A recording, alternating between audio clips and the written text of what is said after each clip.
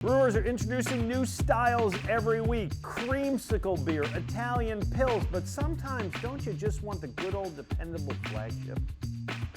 There's a place in North Carolina with over 300 beers on tap. Is that too many or not enough? I vote for not enough. Anyway, from Puddles Kitchen and Tap in Bridgeport, Joe Sixpack, Glen Macnow, what's brewing?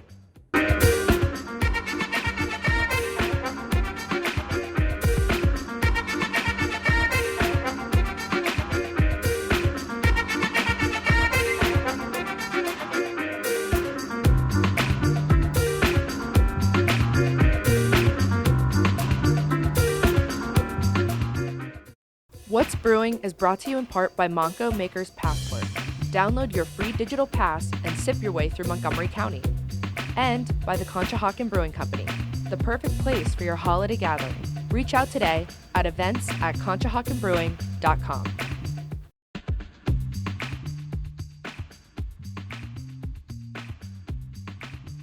Hi, welcome to What's Brewing. He's Joe Sixpack. I'm Glen Macnow with Puddles Kitchen and Tap, 3 DeKalb Street in Bridgeport. It is one of the CONSHOHOCKEN Brewing Company's 5 spots. I'm delighted to be involved with this company since its beginning.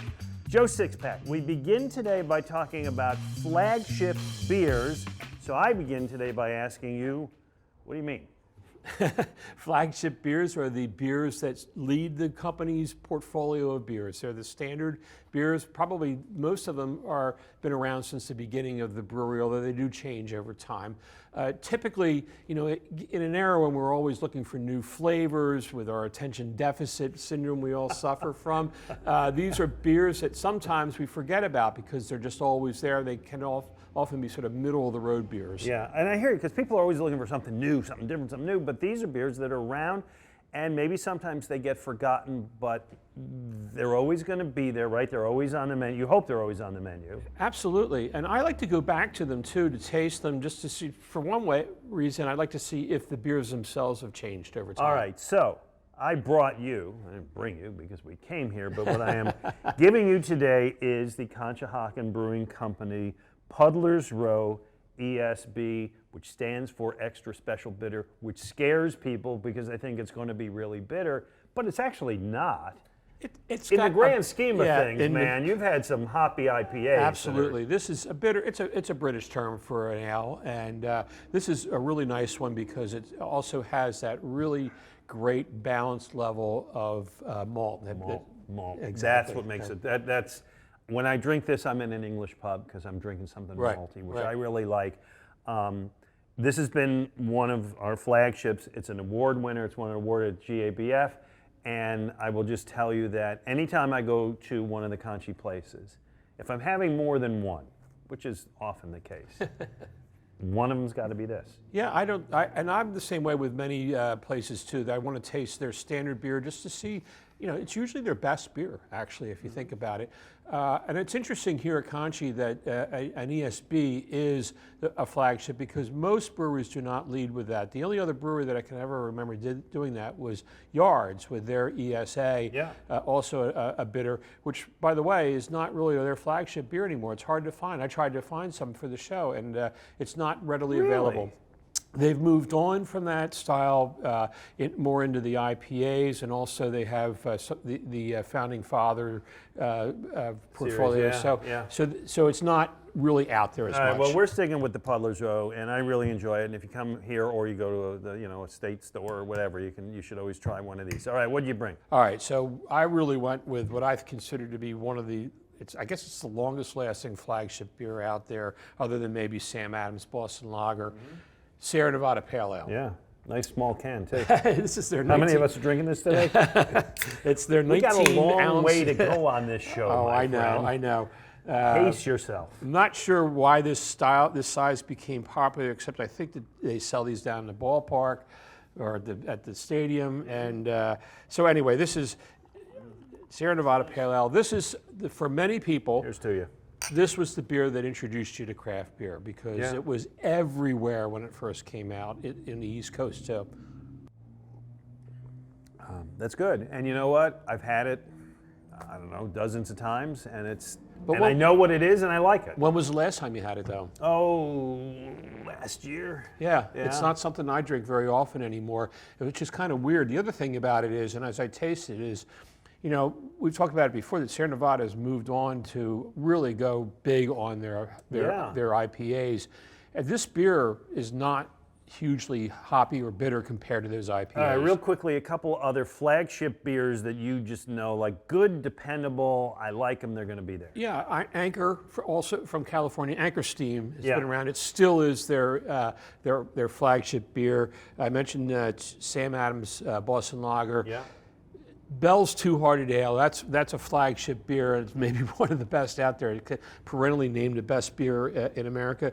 Locally, you know, I have to think about Victory Brewing. It used to be Hop Devil was their big beer. It's actually made a little bit of a comeback lately, but really, Golden Monkey is the thing that everybody's looking for. Yeah, which is funny because those guys are German trained, but became brewing a Belgian style beer. Sells. All right, let's talk about, there's an great story here. There's a guy, 36-year-old guy in Britain, was paralyzed in 2019. He's got ALS, and his health has been declining. For a while, he was able to communicate with his eyes. As you know, with some people who are paralyzed, he lost that ability recently, but they did kind of an experimental cutting-edge research treatment that amazingly allowed him to communicate again. They did a brain implant, and it worked. And his first words after not being able to communicate for the better part of a year were, "I want a beer." So we applaud him. It's interesting because those were my first words this morning. So, so they brought him a beer, and I just thought, like, you know what? Good for him. I hope he does well. I hope this works. His second thing he asked for was curry with potatoes. Not my second thing. And then he wanted to listen to the band Tool too loud, per his instructions. This man sounds like he's on the road to recovery. And wanted a neck massage from his mother, and wanted to see his child, who was an infant, now 3 years old. Anyway, I thought that was a very sweet story. All right, coming up, there is a bar in Raleigh, North Carolina that is in the Guinness Book of World Records for having the most beers on tap. Joe Sixpack thinks that may not be the greatest thing in the world. We'll talk about that next. We're at Puddles Kitchen and Tap, CONSHOHOCKEN Brewing's place in Bridgeport. Joe Sixpack, Glen Macnow. What's brewing? So, what do you want to do today? Today, I want to run. I want to skate. Thank you. I want to see a show. I want to play. I want to eat, like a lot. I want to sleep in a hotel. Can we do all that? We can do all that and more.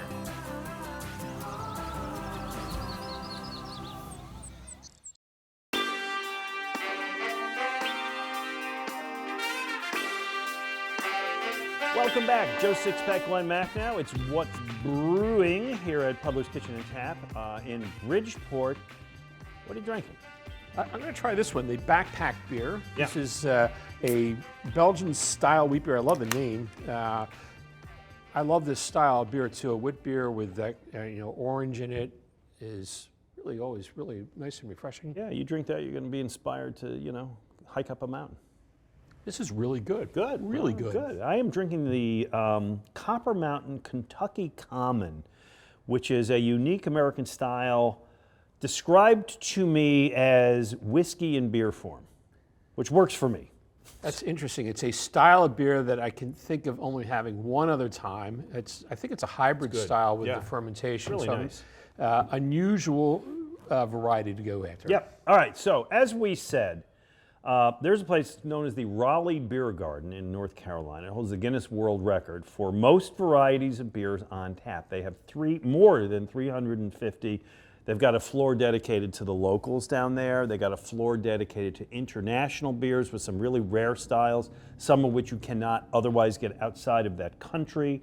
And you can just wander around this place from room to room, and we're showing footage of all these taps all over the wall and these trees. And Joe Sixpack, is this heaven for you? It sounds like Disneyland of beer, frankly. Yeah. That you would have this unending list of taps. I think it sounds really great but in practice, I really have my questions about it. I mean, for example, how do you choose what draft to drink? Well, yeah, I could see myself right now, like, I'll have one of these. No, give me one of those. No, give me one of these. Yeah, I understand. I've been in places with huge beer lists like that. My tactic usually is to sort of, point at one, get that, throw a dart, and then try to figure out what I want for my second beer, because it is really, really confusing. Okay, I mean, I guess you figure you're going to go there multiple times you do it, but you think there's another problem with that many taps? Yeah, there is, I think, and that is, how good is all that beer? If 300 taps, I mean, I don't know how busy this place is, but you don't want beer to stay on hooked up to the draft system too long. Yeah, there have to be a couple that don't sell. Yeah, exactly, and you don't know which one it's not selling, so you might get a stinker in there. And I guess they must have like a whole staff of people dealing with it, but you do want to make sure all those draft lines are being maintained. It would be a job. It would be a whole staff of people would take to. Yeah, a full-time job for more than one people to make sure. Yeah, okay, absolutely. I find it really intriguing. Maybe this way: if I'm in North Carolina, I'm going. Yeah, of course. Right? You got to check it out. Right. All right, so this brought up an issue for us as to what beers are you always better on tap, and what beers maybe are better in bottles and cans. We put it out on social media at Real Glen Macnow, beer_radar, and at What's Brewing PA. And here's some of the responses we got. The largest single one we got in terms of what's better on tap, Guinness. Frank Keel, properly poured Guinness. A lot of people, that's where they went. And I had Guinness when I was in Ireland out of the tap, and it was unbelievable.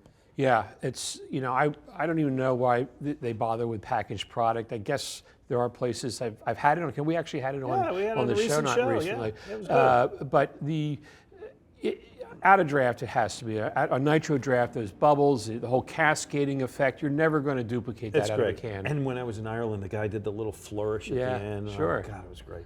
Okay, here's some others that came up as better on tap. Woody Sheets, Sierra Nevada Celebration Ale. I get a 6 keg every Thanksgiving. It's best on tap.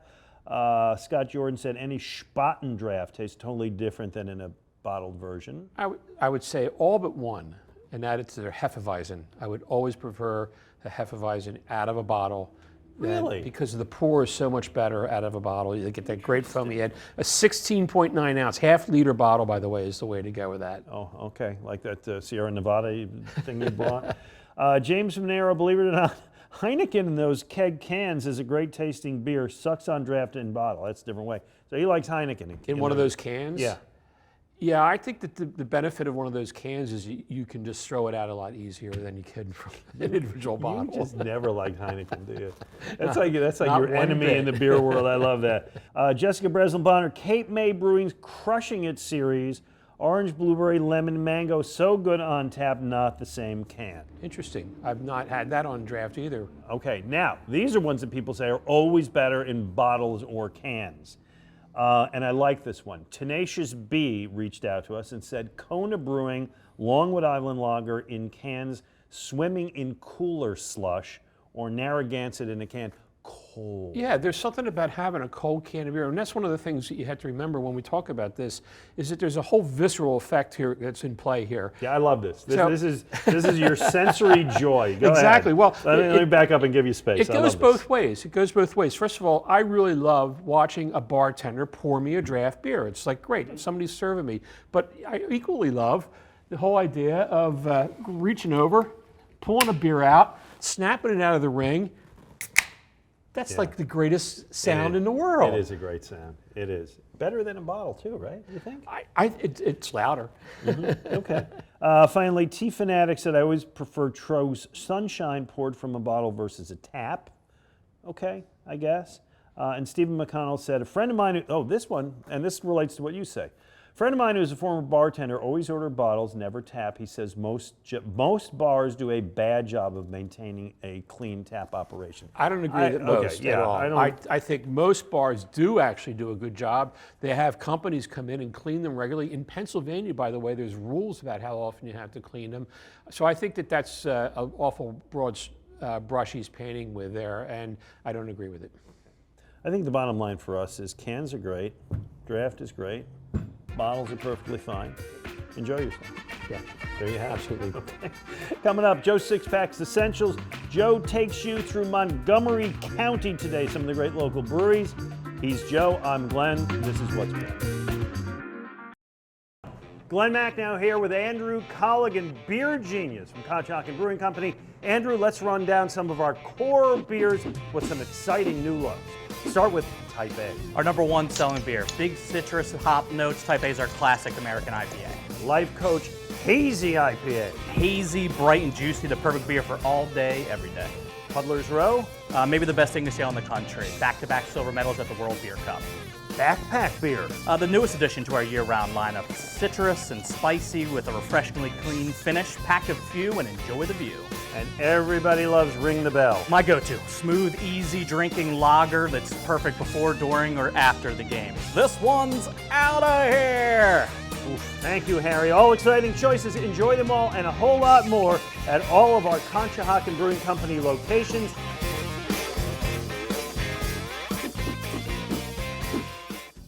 And wherever beer is sold.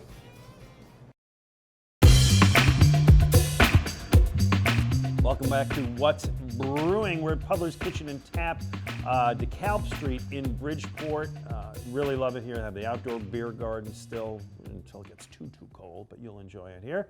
All right, Joe Sixpack, one of the things we have been doing this year, which is fun, is getting the benefit of your vast experience bellying up to the bar over all these years with the Joe Sixpack Essentials. Every week, different neighborhood, different town. This week, you're taking on Montgomery County, home to Montco Makers, one of our great sponsors, and we appreciate that. That's a rather vast area. Yeah, it's huge. I mean, the main line, King of Prussia, Ambler, Pottstown, CONSHOHOCKEN, there's a lot in Montgomery County. So I'm going to focus on the Lansdale area, which has turned into a pretty nice little destination. And I want to mention 3 places. Well-crafted beer company right in downtown Lansdale. Imprint Brewing, not too far away in Hatfield. 5 Yeah, we were minutes there. out. That was great. It was great, and it's crazy selection of the stouts and the smoogies and so on. It's a can't miss place for any beer geek. Made a really good ESB as well, as I recall. It did. So they do make some standard styles as well. I should also mention Round Guys, also in Lansdale, but for a truly great beer bar experience, I got to mention the Blue Dog, which is right outside of downtown Lansdale. It's really one of the best beer bars in all the suburbs, ever-changing tap list, and it's like if there's a cult beer that's coming to the area, like plenty of the younger, it's going to show up at the Blue Dog. They really maintain a wonderful list there. Okay, Lansdale. It's basically every area now, right, has good places that you can find, right? Is there a dry spot, and I don't mean that literally, in the area? Yeah, I will mention one, which I'm amazed at. The township, Upper Darby Township in Delaware County, does not have a single brewery. It's one of the largest townships in the state. There's no breweries there. I don't get it. Guys, let's get on that. Okay, there you go. All right. Also this season, we have initiated the Guzzly Awards, which is where we are honoring breweries, brew pubs, beer bars with awards based on your nominations for interesting, different kind of categories.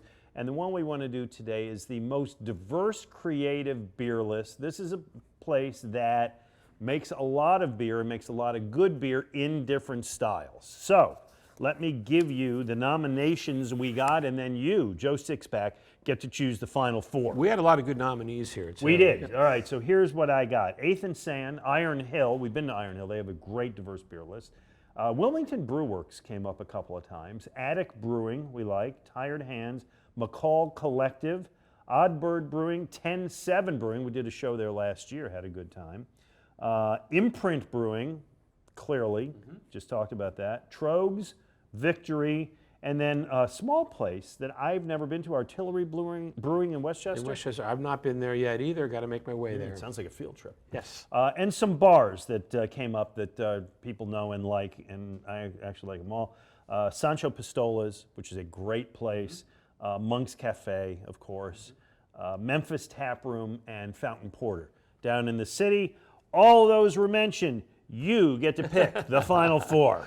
I think this is one of those sort of very subjective but kind of choices because Yes. it's based on what I saw at the time whenever I visited them. So I'm going to, but these are the 4, and you're going to get to vote on these on social media. Yes, we'll post it. All right. For the most creative, diverse beer list, our finalists are Imprint Brewing. No question about that. Yeah. One up in Montgomery County.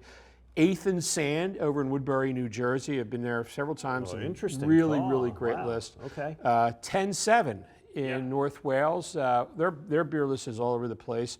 And finally, we got to mention the beer bar, and I think Memphis Tap Room in the Kensington section is the 4th. I like that. I like that your choice is all over the place. That's good stuff. All right, coming up, we're going to talk to Andrew Colligan, head of sales for CONSHOHOCKEN Brewing. We talked earlier about standards, beers that are always going to be there. Conchi's got some great ones, and we'll discuss those with him. We're at the Puddles Kitchen and Tap in Bridgeport. Joe Sixpack, Glen Macnow. What's brewing? You don't have to go away to get away. Go and explore. Find the small businesses that make where you live a community. When you dine, choose homemade. On a free weekend, discover the great outdoors. And if it's brewed here, enjoy it with friends. Support small for an experience you won't find anywhere else. Make it local, make it Main Street, make it Modco. Welcome back to What's Brewing, the well-bedecked Joe Sixpack and I at the Puddles Kitchen and Tap in Bridgeport, joined by Andrew Colligan, Director of Sales for CONSHOHOCKEN Brewing, frequent guest on our show.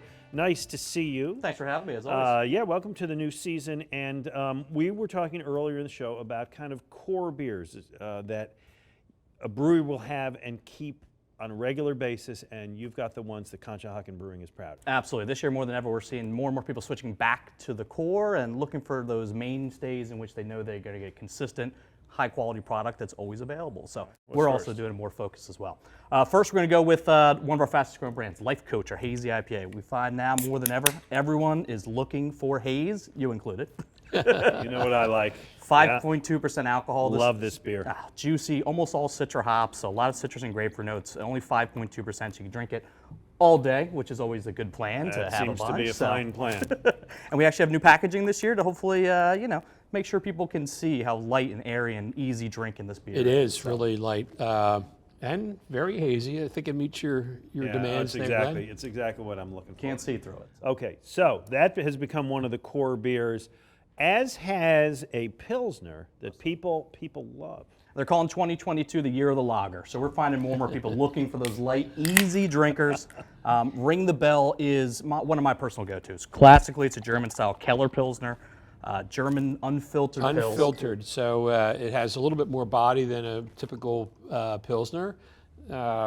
This is, I've actually had this down, I think, in the ballpark. Down at Phillies games, for sure. Yeah, hey, maybe down at the Eagles one day, too. We'll see. Yeah, we've done well with having these down at the stadiums and the arenas, and the name clearly helps, too. For sure. And this year we switched And this is your kind of beer. It is, and I feel so fortunate being here in the Philadelphia area with all these Pilsners. I mean, you can't, they used to say you can't open a bad restaurant in New Orleans because the demand is so great. You can't brew a bad Pilsner in Philadelphia because if you do, forget it. Nobody's going to drink it. Absolute truth. And the new 93 Phillies colors on the can have certainly helped Yes, this year like as well. that. Yeah, very much so. Yeah. It's good marketing. Number 3. Number 3 is a Type A IPA. This is our number 1 selling beer. Just about a third of our entire annual sales. All West Coast hops, Citra, Simcoe, Mosaic, a nice dry finish, well-hidden 7% alcohol. This is the one that keeps the lights on for us. And I'm correct, we've had this since the very beginning? Pretty close. So we originally started with CONSHOHOCKEN IPA. That was more of your old school English IPA, but as the first couple years went on, we found people want that nice hoppy West Coast goodness, and that's really what we give them with this. Mm-hmm.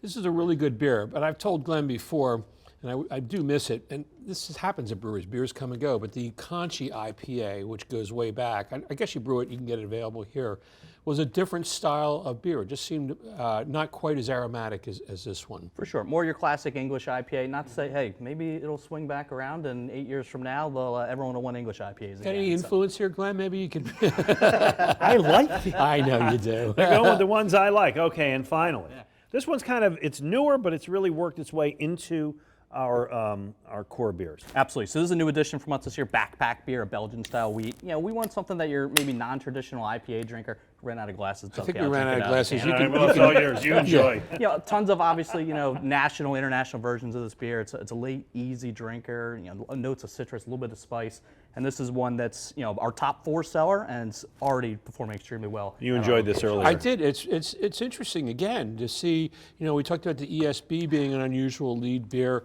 It's unusual to see the wit beer out there too, because I think it sort of disappeared a little bit, and it's a forgotten style. I love the style. So.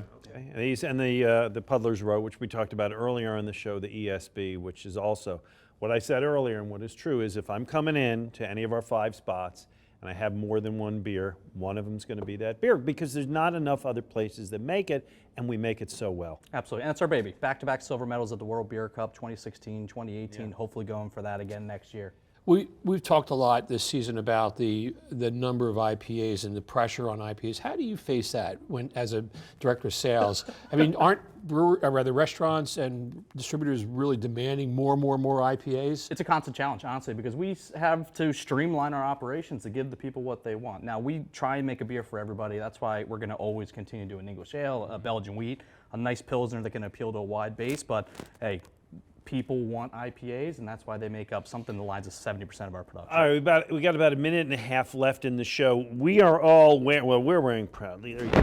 We're all wearing our CONSHOHOCKEN Brewing Company swag. How important is it, and we are stepping up our swag game, how important is it for a brewery to represent like this? If you're asking me, it's a lifestyle. You know, I obviously work. Your entire wardrobe is beer. It's bars, it's restaurants, retail partners, and of course other breweries, including I have a rainbow of different colors of CONSHOHOCKEN brewery shirts. So, hey, I don't leave home without them. Well, you know, I think it's really important. Anytime I go to a brewery, I look to see what they're selling. I love T-shirts. I don't wear hats as much, but I always, you know. You know why you don't wear hats as much, my friend? Okay. Right. Some of us who are follically challenged will always wear hats. True. You have a hairline still. Yeah, exactly. Enjoy it. Yeah, enjoy it while I can. Yeah. Exactly. But it's true. I just love to see. I love swag. I love T-shirts.